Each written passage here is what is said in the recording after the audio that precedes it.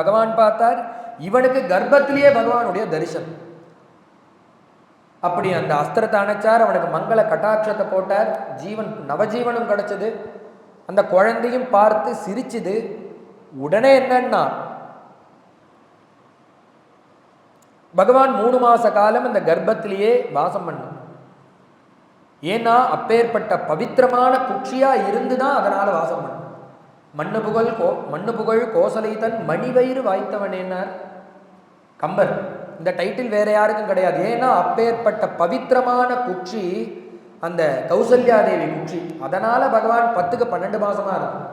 அதுபோல இந்த அஸ்திரத்தை அணைச்சார், காரியம் ஆச்சுன்னு வெளியில வரலையாம். உத்தர அவ்வளோ நல்லவளா இருந்ததுனால, பக்தி பண்ணதுனால பகவான் 3 மாச காலம் அங்க ஸ்திரமா வாசம் பண்றார். அஸ்திரத்தை அணைச்சோம், காரியம் முடிஞ்சுன்னு வெளியில வரல. அதனாலதான் பரீட்சித்து பகவானுடைய தம்பி ஸ்தானம், சக உதரம். சக உதராது ஜாயத்தே சகோதரா. சகோதரங்கிறது அந்த நாமாக்கு அன்வயமாகுது, அவனுடைய ஜனனம். அது மட்டும் இல்லை, இந்த பாகவதம் இப்ப நம்ம பார்க்கிறோம். எதனால பாகவதம்னா, சுகாச்சாரியால் அபய காலத்துக்கு ஓடி வந்த அந்த பரீட்சித்துக்கு பிராமண சாபம். அபயம்னு ஓடிண்டு வரான். 7வது நாள் பாம்பு கடிக்க போகிறது. அபயம்னு கேட்டோடனே இந்த சுகாச்சாரியால் இந்த பாகவத்தை உபதேசம் பண்ணாருங்கிறது கதை.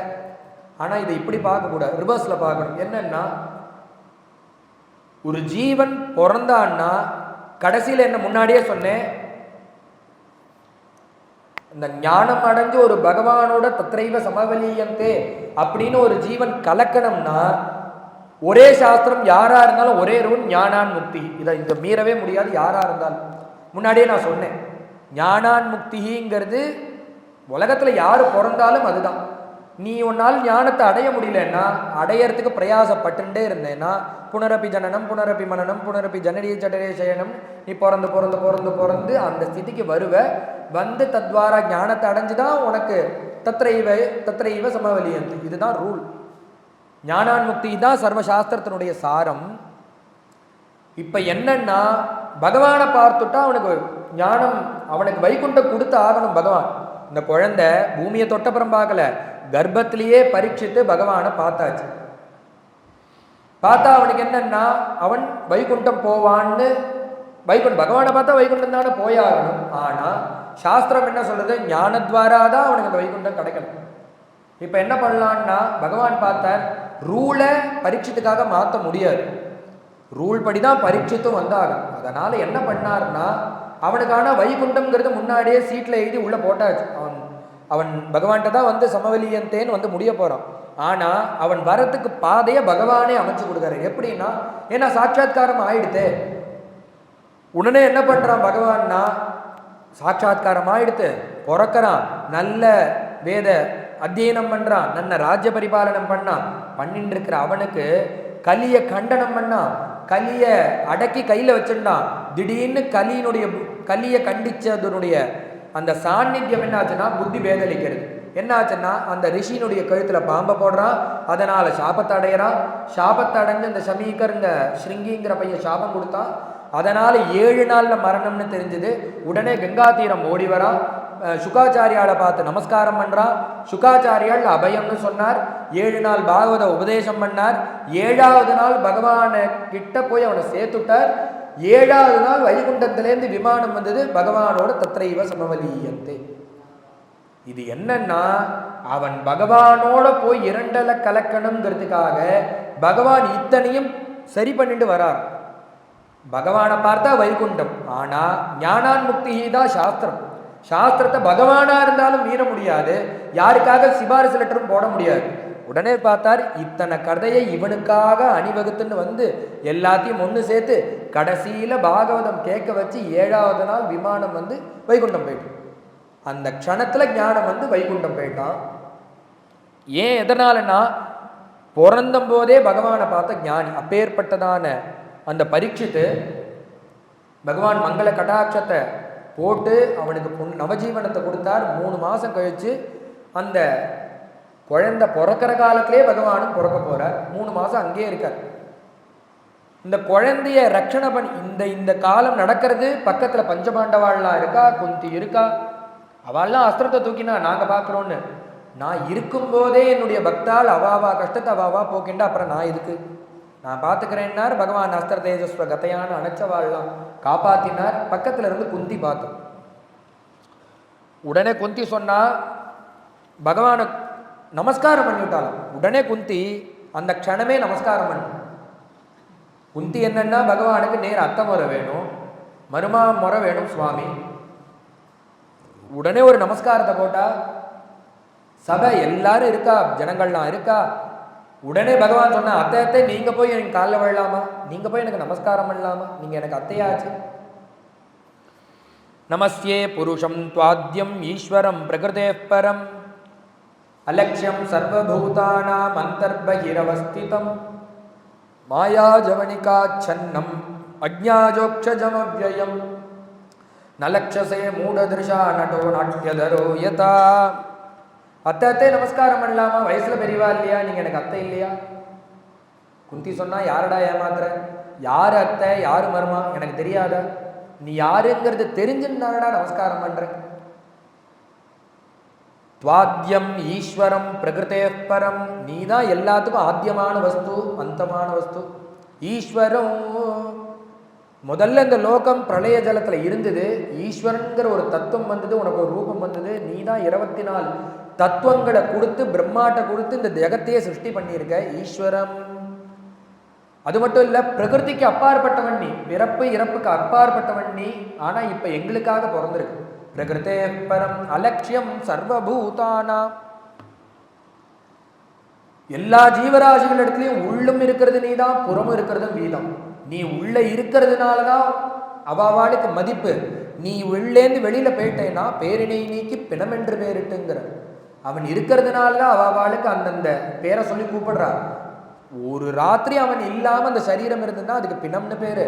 அப்படி இருந்ததுன்னா கல்யாணமாயி குடும்பம் நடத்தின மாமி கூட இப்ப ராத்திரி இருக்க மாட்டான், ஒரு ராத்திரி தங்க மாட்டான். ஏன்னா உள்ள இருக்கிற பகவான், சத்தாக இருக்கிற பகவான் போயிட்டான்னா செத்து போயிட்டாங்கிறான். உள்ள சத்தாக இருக்கான் பகவான், அவன் போனா செத்து போயிட்டாங்கிறான். செத்து போயிட்டா என்ன ஆச்சுன்னா பகவான் போயிட்டான், பேரினை நீக்கி பிணம் என்று பேரு. மாமியோ மாமாவோ யாராக இருந்தாலும் ஒரு ராத்திரி தங்க மாட்டா.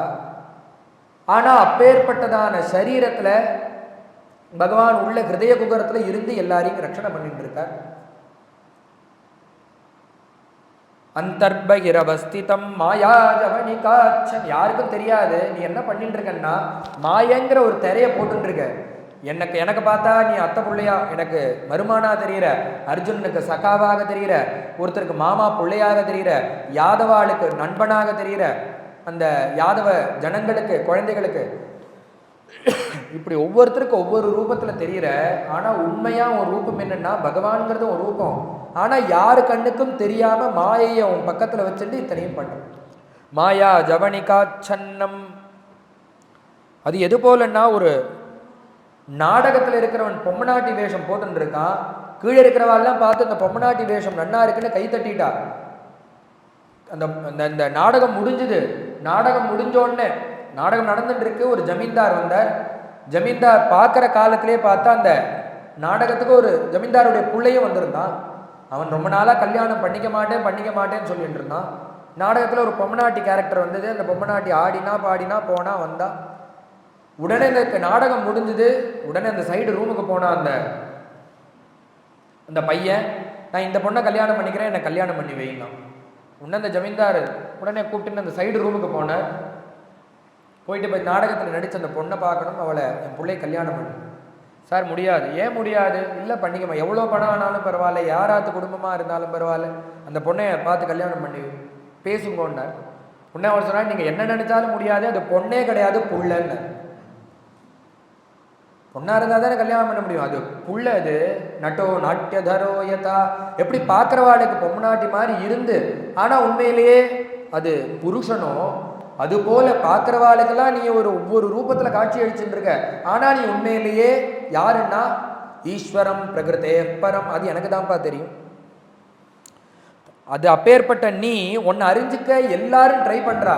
ததா பரமஹம்சானாம் முனீனாம் அமலாத்மனாம், வீடு வாசலை விட்டு மனைவி மக்களை விட்டு காட்டுக்கு போய் வாதாசி பர்ணாசிகளாக இருக்கிறவாளும் உன்னை ட்ரை பண்றா பார்க்கறதுக்கு, அவளுக்கு கிடைக்க மாட்டேங்க. முனினாம் அமலாத்மனாம், தியான யோகத்தினாலையும் பக்தி யோகத்தினாலையும் கர்ம யோகத்தினால் 3 கேட்டகரியில் இருக்கிற ஜனங்கள். ஒன்று எல்லாத்தையும் விட்ட சன்னியாசிகள், ஒன்று அஷ்டாங்க யோகத்தில் இருக்கக்கூடிய யோகிகள், மற்றொன்று முனினாம் அமலாத்மனாம் தியான யோகத்தினால ஒன்று அடையணும்னு நினைக்கக்கூடியதான ரிஷிகள். 3 விதமான ஜனங்களும் 3 கிளாஸ்ல இருக்கிறவாளும் ஒன்று அடையணும்னு நினைக்கிறா. ஆனா அவளுக்கு கூட நீ கிடைக்கிறது இல்லை. ஆனா எங்களுக்கெல்லாம் நீ கிடைக்கிற. எதனால கிடைக்கிறன்னா பக்தி யோக விதானார்த்தம். பக்திங்கிற ஒன்று இருந்தா நீ கிடைச்சிருவ. எங்களுக்கெல்லாம் கிடைச்சிருக்கே. ஸ்திரீ புருஷாளுக்கே கிடைக்கல, பல கோடி யுகங்கள் பண்ணியும் கிடைக்கல. ஆனா எங்களுக்கு நீ கிடைச்சிட்ட. எதனால கிடைச்சேன்னா ஸ்திரீகளுக்கு கிடைச்சிருக்க. எப்படி கிடைச்சேன்னா பக்தி யோகத்தினால நான் உங்களை அடையணும். எதனால பக்தி யோகத்தினால உன்னை எப்படி அடைய முடியறதுன்னா கிருஷ்ணாய வாசுதேவாய, நீ இந்த கிருஷ்ணனாக வந்து பிறந்ததுனால தான் எங்களுக்கு இத்தனையும் கிடைக்கிறது. நீ பிறக்கலைன்னா நாங்கள்லாம் எப்படி ஒன்று அடைய போறோம்? வசுதேவனுடைய பாக்கியமாகவும் தேவகியினுடைய புண்ணியமாகவும் வந்து அவதாரம் பண்ணி, அது மட்டும் இல்லை, நீ அவளுக்கு நடந்த அந்த பகவானுடைய லீலைகளை நினைச்சு நினைச்சு உருகிறாளா. 126 ஸ்லோகங்கள். யதா கிருஷிகேஷ கலேன தேவகி, நீ வந்து என்னுடைய குடும்பத்தை எப்படி காப்பாத்திருக்கன்னா உன்னுடைய குடும்பத்தை கூட நீ அவ்வளோ காப்பாத்தினது கிடையாது கிருஷ்ணா. உன் அம்மாவை போய் விடுவிச்ச, 11 வயசுல போய் காப்பாத்தின, விடுவிச்ச, முடிஞ்சு போச்சு. சில கஷ்டங்கள்லேருந்து அவள்லாம் காப்பாத்திருக்கா. ஆனா என்ன விஷாத்து மகாத்மேகே புருஷாத தரிசனாத்து, அரக்கு மாளிகளை தீ வச்சா வந்து காப்பாத்தின. மகாத்மேகே விஷாத்து விஷமோதக தானம், அந்த கொழுக்கட்டையில விஷத்தை தடவினா பீமனை அந்த சமயத்திலேருந்து காப்பாத்தின. மகாத்மேக அரக்கு மாளிகையில தீ வச்சா அப்பையும் காப்பாத்தின. புருஷாத தரிசனாத்து, அந்த நரமாம்சம் சாப்பிடக்கூடிய அந்த ராட்சசால்ட்டேந்து காப்பாத்தின. அந்த வனவாச காலத்துல மிருதே மிருதே அநேக மகாரதாஸ்திரதா. அது மட்டுமில்ல, அதை விட ஒரு பெரிய கஷ்டம். அந்த அந்த மகாசபையில் அசத் சபாயாக வனவாச கிருச்சது, அசத்துக்கள்லாம் நிறைஞ்சிருந்த கூடிய சபைங்கிறா அந்த குந்தி. ஏன்னா கஷ்டம் கிடக்கிற காலத்துல தட்டி கேட்காத சபை அசத் சபை. அத்தனை பேரும் இருந்து அதை அரங்கேற்றிருந்தோம். இந்த பாஞ்சாலினுடைய வஸ்திராபகரணம் பண்ணானே அந்த பாபி, அந்த சமயத்துல எல்லாரும் பேசாம தானே இருந்தா. அந்த சமயத்துல யாரு காப்பாத்தினான்னா பகவான். அக்ஷயம்னு அந்த காய் எடுத்து அடிச்சா அந்த பாப்பி கைவலிக்கிற அளவு வஸ்திரம். கண்ணுக்கு தெரியாம இத்தனை கஷ்டத்திலேருந்து யாரா காப்பாத்தினான்னா நீதான் கிருஷ்ணா காப்பாத்தின. இதுல 3 கஷ்டத்திலேருந்து பகவான் பார்க்கறதுக்கு முன்னாடி காப்பாத்தின. பகவான் அவ பார்த்தது எப்படின்னா திரௌபதியினுடைய சுயம்பரத்துக்கு அப்புறம்தான், சுயம்பர காலத்துக்கு அப்புறம்தான் பகவானுக்கு அவ நேரடியாக பரிச்சு. அதற்கு முன்னாடி எல்லாம் பகவான் கிருஷ்ணன் ஒருத்தர் இருக்கான்னு தெரியும், அவ்வளவுதான், பரிச்சயம் கிடையாது. ஆனா குந்தி சொல்றா இதெல்லாமும் நீ காப்பாத்தினதுதான். ஏன்னா பின்னாடி வந்த எல்லாத்தையும் காப்பாத்தினே 3 நீயா விட்டு வச்சிருக்க போற. இதெல்லாம் பீமன் சொன்னானா. விஷமோதக தானம் ஆயிடுத்து. பீமன் போய் கடல்ல சேர்ந்தான். கடல் கொண்டு போய் நாகலோகத்துல சேர்க்கறது.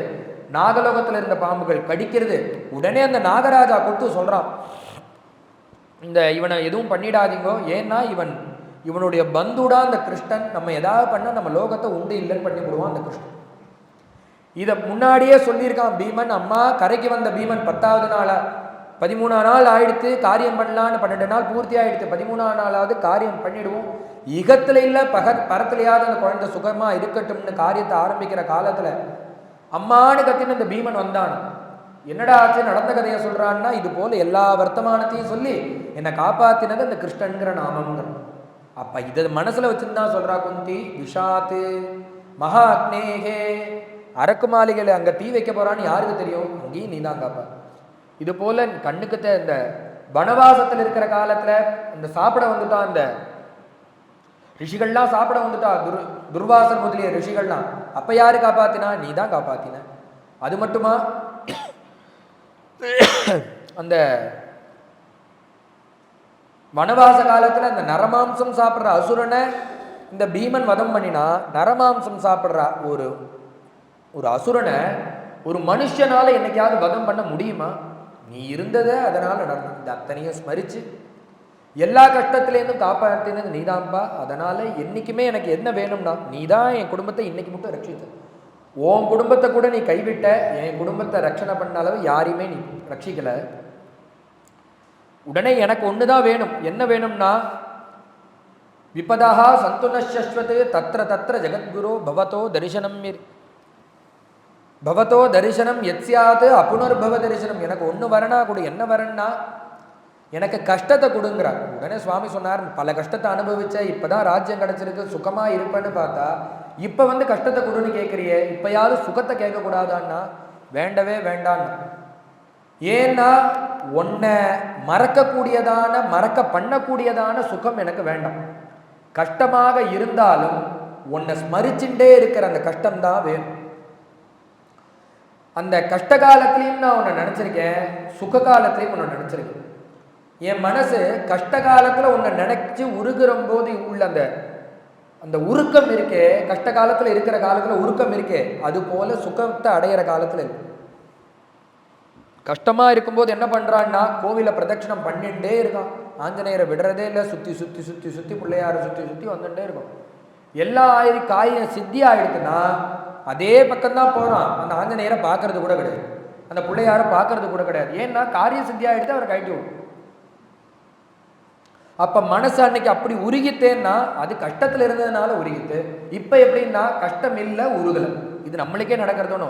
இதை தான் குந்தி சொல்றா, கஷ்ட காலத்துல நான் உன்னை நினைச்சிருக்கேன், சுக காலத்துலயும் நான் நினைச்சிருக்கேன். கஷ்ட காலத்துல உன்னை நினைக்கும் போது ஒரு பிரேம, ஒரு பக்தி, ஒரு உருக்கம் இதெல்லாம் இருக்கே, இது சுகத்தை அனுபவிக்கிற காலத்துல இல்லை கிருஷ்ணா. அதனால எனக்கு விபதா சந்துன சஸ்வத், எப்பொழுதுமே சாஸ்வதமாக துக்கத்தை கொடுக்கும்.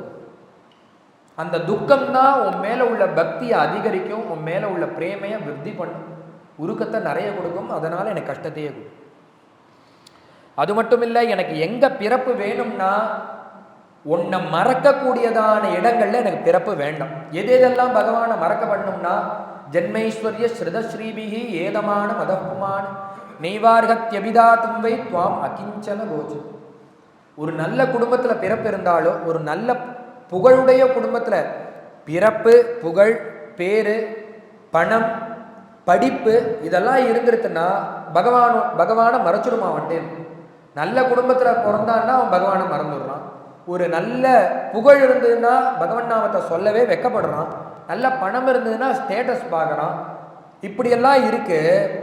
எனக்கு என்ன வேணும்னா எப்பொழுதும் உன்னை நினைக்க, உன்னுடைய ஸ்மரணம் இருந்துட்டே இருக்கணும்.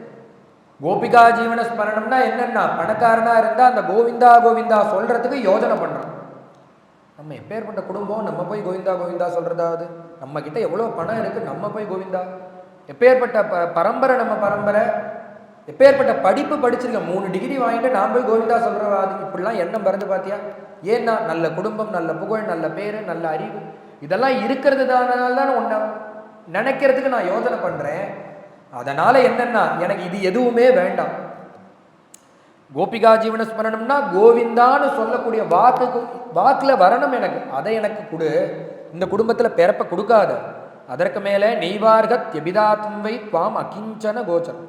பகவான் யாருடைய அடிமைன்னா, எதுவுமே இல்லைன்னு ஒருத்தன் சொல்லிட்டு இருந்தானா பகவான் நான் அவனுடைய சொத்துங்கிறான். அவன் அதை தான் விரும்புறான்.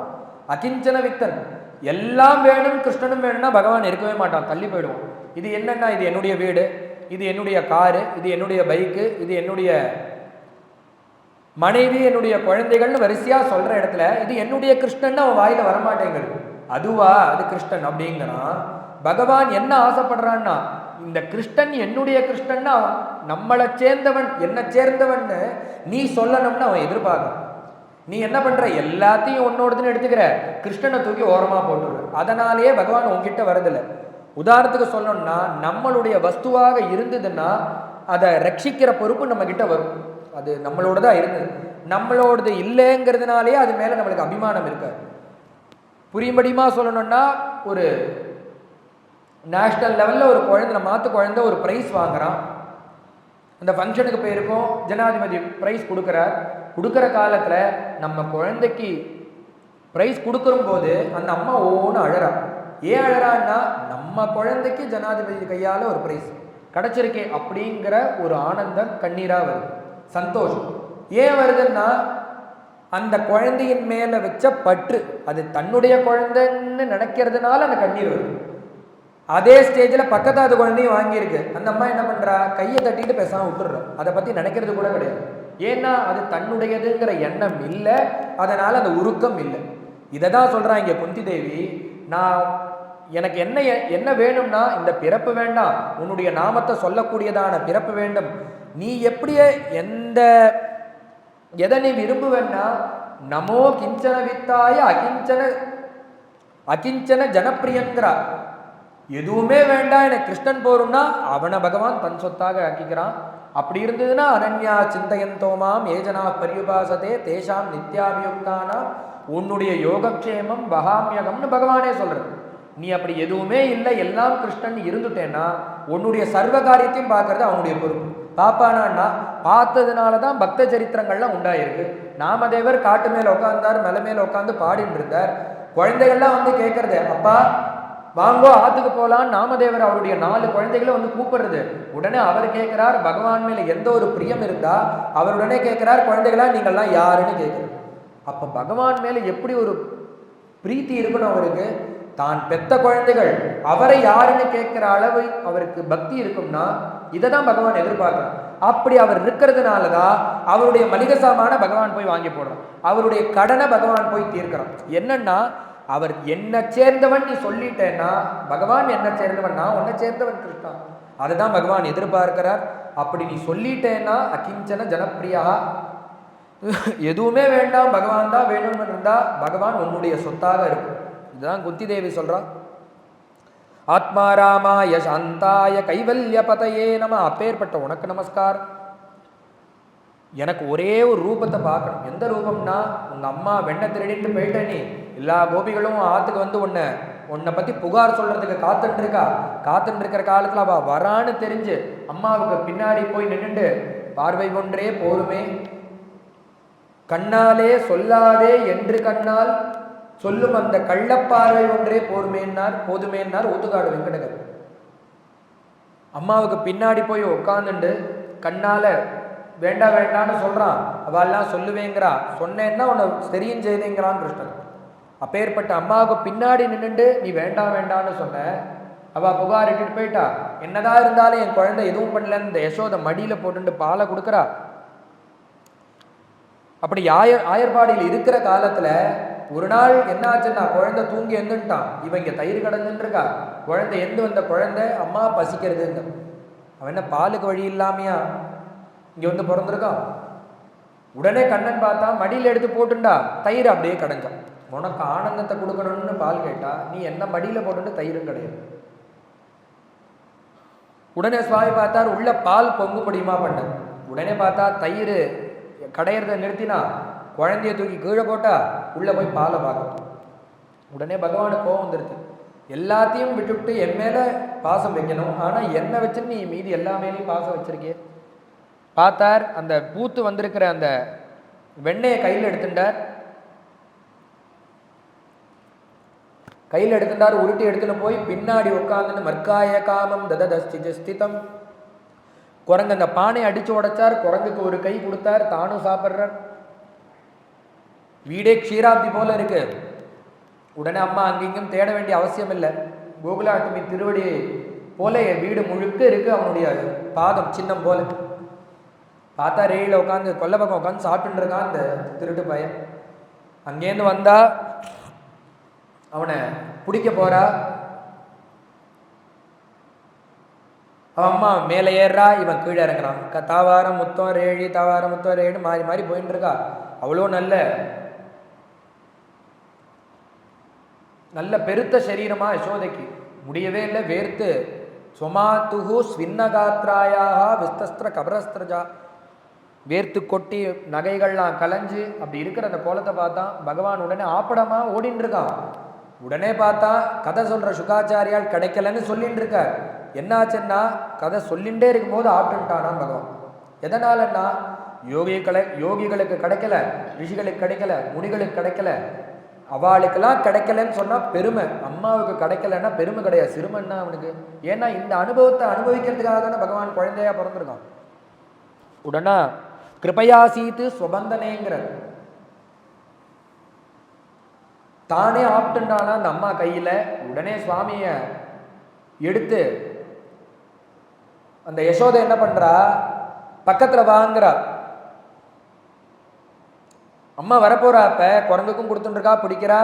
இப்படி இருக்கிற அவஸ்தையில அந்த உடனே கிருஷ்ணர் பார்த்தாரு, அழுகையும் ஒரு பக்கம் ஓடிட்டே இருக்கு. அம்மா வருவா, இப்போ அடிக்க போறது தீர்மானம், அடியை வாங்க போறோம்னு வெண்ணையை சாப்பிட்டுட்டே அழுதுன்னு இருக்கார். அம்மா அப்படி இப்படி பிடிக்க போறா. பிடிக்கிறதுக்கு முன்னாடி அவருக்கு ஒன்று தோணித்து, அம்மா வர்றதுக்கு முன்னாடி பயமா வச்சுக்கணும் முகத்தை. எப்படி வச்சுக்கலான்னு யோசிச்சார். பயம்னா என்னன்னே தெரியாது. ஏன்னா இவரை பார்த்து தான் பீஷாஸ்மாத்வாதப்பவதே பீஷோதேதி சூர்யா பீஷாஸ்மாத் அக்னிச்சேந்திரச்ச, எல்லா லோகமும் இவரை பார்த்து பயந்துட்டு இருக்கு. இவருக்கு என்னமா பயம் தெரியும்? உடனே அந்த பயத்துக்கு அபிமான தேவதையை கூப்பிட்டார். பயம்னா எப்படி இருக்கும் அப்படின்னார். அது இவரை பார்த்து பயந்துட்டு எட்டி நிற்கிறது. உடனே அதை பார்த்தார் அவர், நீ பக்கத்தில் வாண்ண. அது இவரை பார்த்து பயந்து எட்டி நிற்கிறது. இப்படி இந்த கான்வர்சேஷன் ஓடிட்டு இருக்கிற காலத்திலே கெட்டிக்காரனோ அந்த முகத்தை பார்த்தான். ஓஹோ, பயம்னா இப்படி தான் இருக்கும். ஏன்னா அந்த பயாபிமானி தேவத்தை நம்மளை பார்த்து பயந்து ஓரமா நிற்கிறது. அப்ப பயம்னா இந்த மாதிரி தான் முகம் வச்சுக்கணும்னு அந்த அபிமான தேவத்தினுடைய முகத்தை பார்த்து கிருஷ்ணர் பயத்தை வச்சுட்டு உட்கார்ந்துட்டு இருந்தார். இதை தான் சொல்றான் அந்த குந்தி. அந்த இடத்துல பயந்த சுபாவமாக அம்மாவுக்கு காத்துட்டு இருந்த, அப்ப உங்க அம்மா உன்னை பிடிச்சாலே இந்த பயந்த குழந்தை போல அப்படி உட்கார்ந்துட்டு இருந்தியே, அந்த ரூபம் தான் எனக்கு எப்பொழுதும் வேணும். அதை எனக்கு எப்பொழுதும் காமி. உன்னை அடையறதுக்கு பலவிதமான மார்க்கங்கள் இருக்கு. நான் எதை ஈஸியா நினைக்கிறேன்னா, பவேஸ்மின்னு கிருஷ்யமானானாம், எல்லாரும் மாட்டின்னு முழிக்கிறா இந்த சம்சார சாகரத்துல. நான் இருக்கிறதுலையே எது ஈஸியான மார்க்கம்னு நினைக்கிறேன்னா 5 விதமான மார்க்கம் இருக்கு. அதை சொல்றா இங்க குந்தி தேவி. ஸ்ருண்வந்தி காயந்தி கிருணந்தி அபீக்ஷா ஸ்மரந்தி நந்தந்தி தவேஹிதம் ஜனா. இதை பண்ணினாலே போரும் உங்ககிட்ட சேர்ந்துடலாம். என்னன்னா, ஸ்ருண்வந்தி பகவானுடைய குணகணங்களை கானம் பண்றது, கேட்கறது. காயந்தி பகவானுடைய நாமங்களையும் கதைகளையும் சொல்றது. காயந்தி பாடுறது. கிருணந்தி அவனுடைய கதைகளை எடுத்து சொல்றது. அபீக்ஷா ஸ்மரந்தி பகவானை ஸ்மரிக்கிறது. நந்தந்தின்னார் ஒரு புதுவிதமான ஒரு பக்தி. என்னன்னா, பகவானுடைய கதைகளை நினைச்சு நினைச்சு பக்தி பண்றது. ராமகிருஷ்ணாதி அவதாரங்கள் இல்லைன்னா இந்த இந்த கதைகள்லாம் நம்மளுக்கு கிடைச்சிருக்காது. எங்களுக்காக தானே நீ இந்த கதையை பண்ணியிருக்க. இந்த கதையெல்லாம் யாருக்குன்னா ஒவ்வொருத்தருக்காக சொல்றா. ஆனா இந்த கதையெல்லாம் யாருக்குன்னா எங்களுக்காக தான். இது குந்தி சொல்றா. ஒருத்தர் சொல்றா, நீ கம்சனை வதம் பண்ணுவதற்காக, ஒருத்தர் சிசுபாலனை வதம் பண்ணுவதற்காக, ஒருத்தர் ருக்மிணியை கைப்பிடிக்கிறதுக்காக, ஒருத்தர் ராதையை கல்யாணம் பண்ணிக்கிறதுக்காக, ஒருத்தர் தேவகி வசுதேவருக்கு ஆனந்தத்தை கொடுக்க, ஒருத்தர் யசோதைக்கும் நந்தகோபனுக்கும் ஆனந்தத்தை கொடுக்க, இல்லை கோப குழந்தைகளுக்கு. இது போல பலவிதமான உன்னுடைய அவதாரத்துக்கு ஒவ்வொரு காரணம் சொல்றா.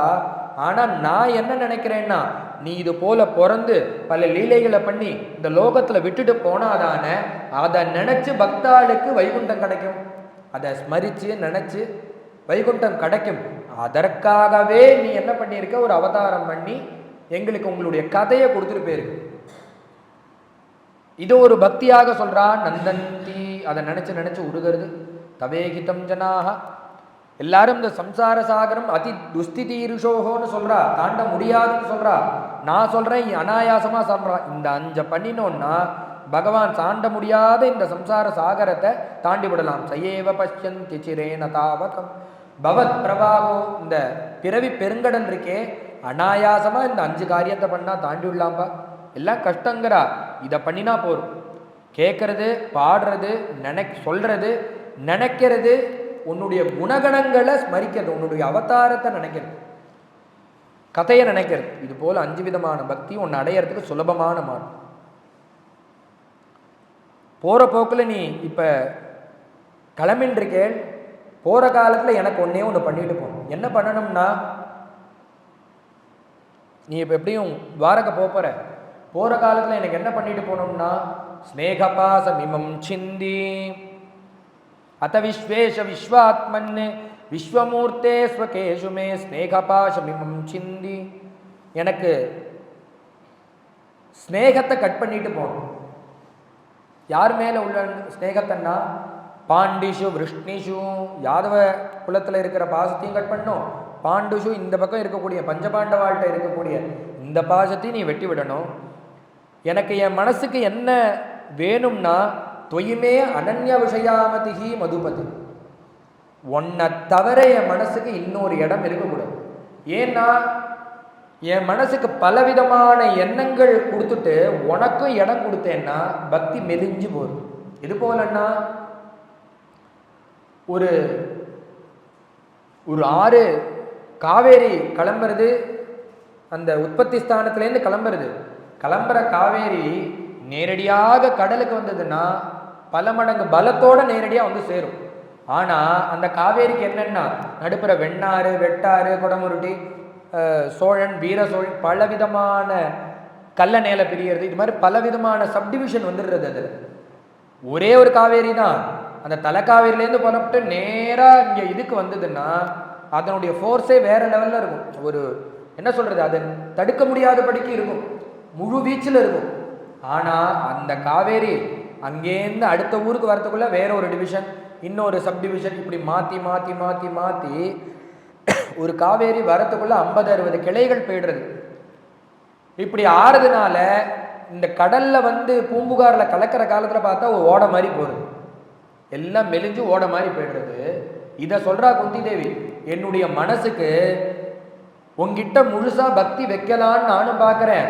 புள்ள கொஞ்சம், பத்னி கொஞ்சம், வீடு கொஞ்சம், அந்த வாசல் கொஞ்சம், இந்த வஸ்துக்கள்ல கொஞ்சம், கார்ல கொஞ்சம், பைக்ல கொஞ்சம், ஆபீஸ்ல கொஞ்சம், நண்பர்கள்ட்ட கொஞ்சம், உனக்கு கொஞ்சம். கடைசியா இப்படி இருக்கிறதுனால புஷ்டி இல்லைங்கிற அந்த பக்தி புஷ்டியே இல்லாம இருக்கு, மெலிஞ்சு பூம்புகார் காவேரி மாதிரி இருக்கு. எப்படி இருக்கணும்னா நன்னா திருடமா புஷ்டியா இருக்க வேண்டாமா? அப்ப என்ன பண்ணணும்னா இதெல்லாம் கட் பண்ணணும். மற்றவா மேல வச்ச ஸ்நேகத்தை கட் பண்ணினா, மற்ற இடத்துக்கெல்லாம் போகிறத கட் பண்ணால் நேரடியாக போயிடும், நல்ல முழு வீச்சில் போகும். அதுபோல மித்த இடத்துலலாம் இருக்கிற பாசத்தெல்லாம் கட் பண்ணி ஸ்நேகபா சமிமம் சிந்தி திருடம் பாண்டிஷு விருஷ்ணிஷு தொய்மே அனன்ய விஷயாமதி. என் மனசை திறந்தா எப்படின்னா ஆஞ்சநேய சுவாமி மார்பை பிறந்து காட்டினா என்ன இருந்ததுன்னா உள்ளுக்குள்ள ராமர் இருந்தார், தேவி இருந்தார், பிரபு தேவி, வேற யாருமே இல்லை. சும்மா எல்லாம் மனசு முழுக்க நீதான் இருக்கேன்னு எல்லாம் சொல்லலாம். ஆனா அந்த பக்தியை திறந்து காமிக்கிறார். உள்ளவா 2 பேர் தான் இருந்தா சாஸ்வதமா யதார்த்தமாகவே. குந்தி சொல்றா, என் மனசுல உங்களை தவிர வேற யாரும் இருக்கக்கூடாது, உன்னுடைய பக்தி மாத்திரமே இருக்கணும், அதற்கு மட்டுமே இடம். அதனால எல்லாத்தையும் கட் பண்ணு, முழுமையா உன்னுடைய எண்ணத்தை கொடு. தொய்யுமே அனன்ய விஷயாமதிகி மதுபதே அசகிருத்து. அதுவும் எப்படி இருக்கணும் அந்த பக்தினா, கங்கே ஊக முதன்மதி, காவேரிமா மெலிஞ்சிருக்க கூடாது, கங்கையை போல இருக்கணும்னு அதற்கு ஒரு உதாரணம். ஏன்னா கங்கையை ஏன் உதாரணம் கொடுத்தான்னா, இங்க கீழே பார்க்குற ஹரித்வாரத்தில் பார்க்குற கங்கை உண்மையான கங்கை கிடையாது.